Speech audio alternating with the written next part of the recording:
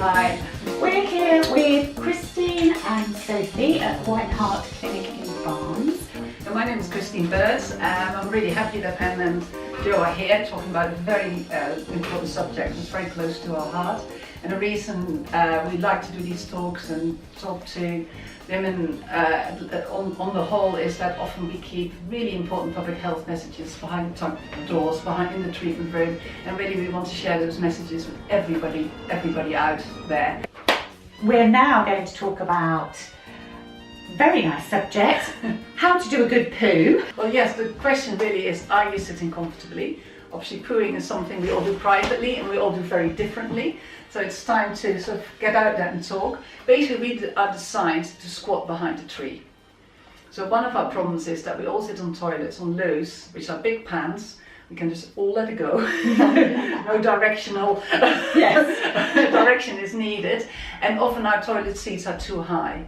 So it means our knees are often slightly lower than our hips. And it affects the position of your rectum. Your anal rectal angle. Yeah. So your anal rectal angle changes. So, and ideally, a little bit like in childbirth, you just want it to already face in the right direction. Yeah. So nothing has to go around the corner. Nothing has to go around the corner first. But of course, we're stuck with those toilet seats at the moment. So first of all, everybody get a stool. Okay, and preferably if you've got more than one loo in the house, have a stool in every toilet. So whenever you feel the time is right, you know there is a call, and always answer the call. Doesn't matter who you are with, answer the call. Because once your internal sphincter tells you that the poo is there, then don't ignore it for too long. Obviously, if you're not near a loo, it's normal continence to be able to get to a loo. That's important as well. That's why we've got that mechanism. But as our internal sphincter muscle, bowel muscle, is so clever, probably cleverest muscle in our body, because it knows the difference between gas, if it's wind, it knows when it's solid, it knows when it's fluid. So listen to it, because it's very sophisticated. So we need to keep communicating with it. Talking. So knees need to be up. So that affects the angle, and you're already sitting in a better angle. Okay. Nothing ladylike about position when you. I think there's nothing ladylike it that full stop. We're all do lean forward and have your knees slightly apart. If you've got daughters and they wear tight leggings, when we treat children, and they're always in a rush and they don't even pull their leggings down and everything is squashed together, make sure they sit comfortably. If they can't get out of the habit, we ask them to turn around to the toilet, so they have to take their leggings off all together. And then of course take your time, be patient. Don't push. Let your tummy bulge out and breathe. That's right. So don't push in the sort of traditional way. That peristaltic movement needs to give you a little bit of time.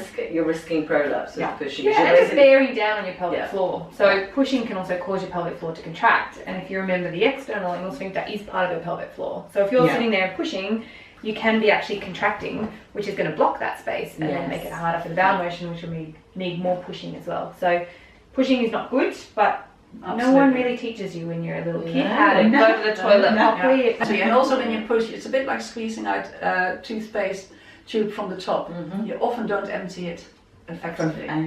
So poo's got to really descend into the right space, then be in the right position, give it time. But also you don't need to sit there for half an hour. Okay, if it's not there, it's not there.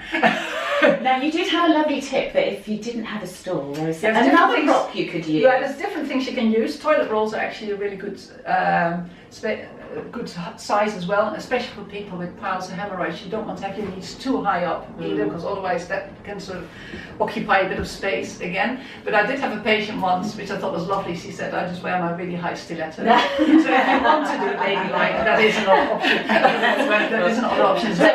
Stilettos if anybody The main thing is that your knees are slightly higher than your and legs open. Yeah, that's right. Nothing. And don't rush. Give yourself a little bit.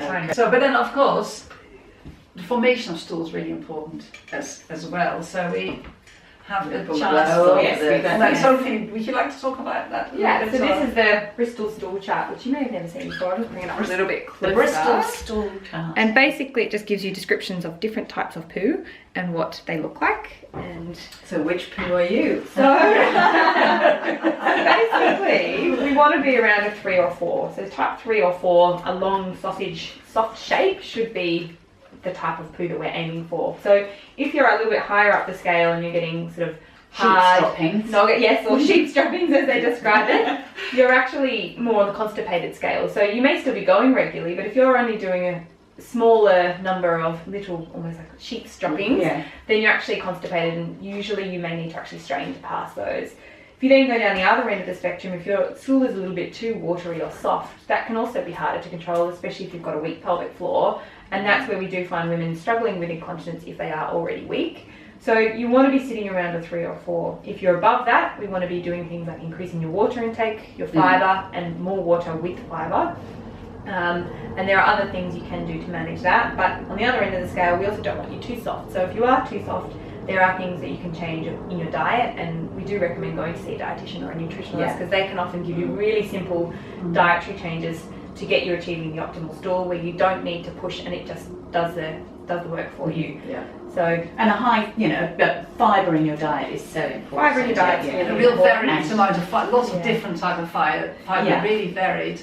But because this, very often when we assess women and they even think they're not constipated, we can just feel the little pebbles in the rectum. And if there's already a bit of weakness, like Sophie is saying, in the back wall of the vagina, it can just sit there. Yes. And you might not feel constipated. So although, it's very difficult to say. So you would be able to identify that in an internal examination? Sometimes. Depends, of course, if people had a bowel movement, if it was a good day or a bad day.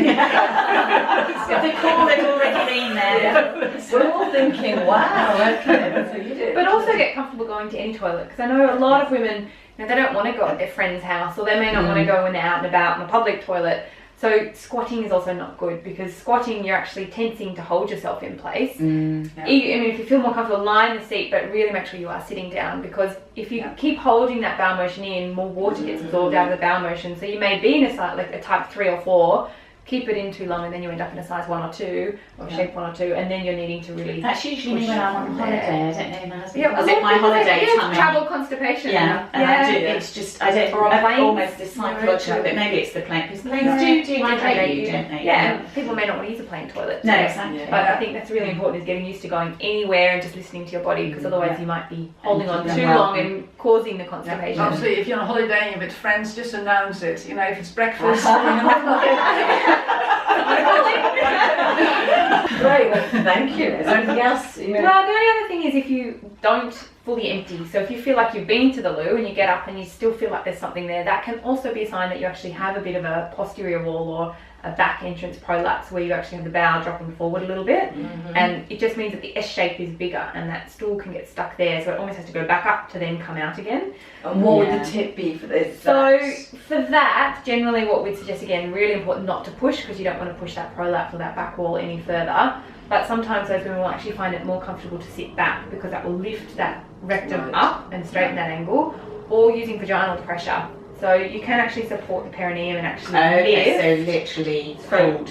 Lifting through that perineal area and support, or sticking a thumb into the vagina and pushing back onto the rectum. Hard work when you're trying to do a poo as well at the same time. Yeah, but if you can't, you're only correct it. Correcting it, to straighten that angle. And I think you've got this on your website as well, haven't you? So there's also a tool for that. In my experience, most women prefer to do it manually. This is also a tool that you can use if you prefer, or you have less mobility, and then you can, again, the back wall of the vagina, you can give it a little bit of tension you create there, and also make sure it doesn't descend down too far. This is much better than straining and making a prolapse, making prolapse worse. But that's why it's so important to have the right stool formation, because even with a bit of a prolapse, you could have if you've got a TikTok type in your 4, bathroom, couldn't you? That's Monday, Tuesday, Wednesday. Don't start, Louise.